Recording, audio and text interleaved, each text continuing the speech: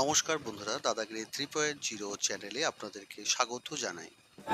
মহাশিবরাত্রির পূর্ণ প্রভাতে আমি হাজির হয়েছিলাম বর্ধমান নবাবহাটের 108 শিব মন্দিরে।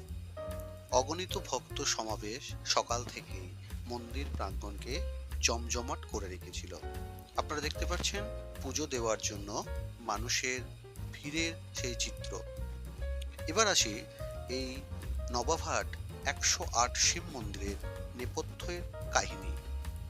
বর্ধমান রাজ তিলক চাঁদের দ্বিতীয়া মহিষী বিষ্ণুকুমারী এই মন্দির তৈরি করান আনুমানিক 1788 থেকে 1789 খ্রিস্টাব্দের মধ্যে।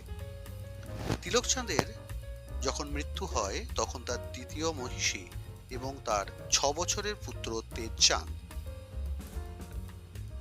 দেওয়ান রূপনারায়ণ চৌধুরীর সহযোগিতায় বিষ্ণুকুমারী দেবী খুব সুন্দরভাবেই রাজ্য শাসন করছিলেন। এই রাজ্য শাসন করতে করতে তার ছেলের দিকে যথেষ্ট নজরের অভাব পড়ায় তেজচাঁদ ছোটবেলা থেকেই বয়স বাড়ার সঙ্গে সঙ্গে ব্যভিচারী হয়ে উঠেছিলেন। তাই মায়ের চিন্তার অন্ত ছিল না। তিনি বিভিন্ন সাধু সন্তদের কাছে ছেলের মঙ্গলের জন্য প্রার্থনা করতে থাকেন।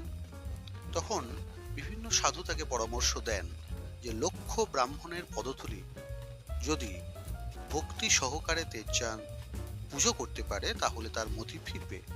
ঠিক এমন সময়ই দ্বিতীয়া মহিষী বিষ্ণুকুমারী দেবী স্বপ্নে দেখেন যে আয়তকার এক জায়গায় সারি সারি মন্দিরের মাঝে তিনি পুজো করছেন। তখনই এরকম নবাবহাটের জায়গাতে সুন্দর 108টি মন্দির তৈরি করা হয় এবং অগণিত সাধু সমাবেশে সেখানে পুজো করা হয় এবং এই তেজচাঁদের মতির উন্নতি হয়। শিব চতুর্দশীতে অসংখ্য মানুষ এখানে আসে। এখানে 8 দিন ধরে মেলা চলে। অগণিত মানুষের সমাবেশে এই একটি রাঢ় বঙ্গের একটি অন্যতম বিখ্যাত শিবপীঠ হয়ে আছে এই নবাবহাটের 108 শিব মন্দির।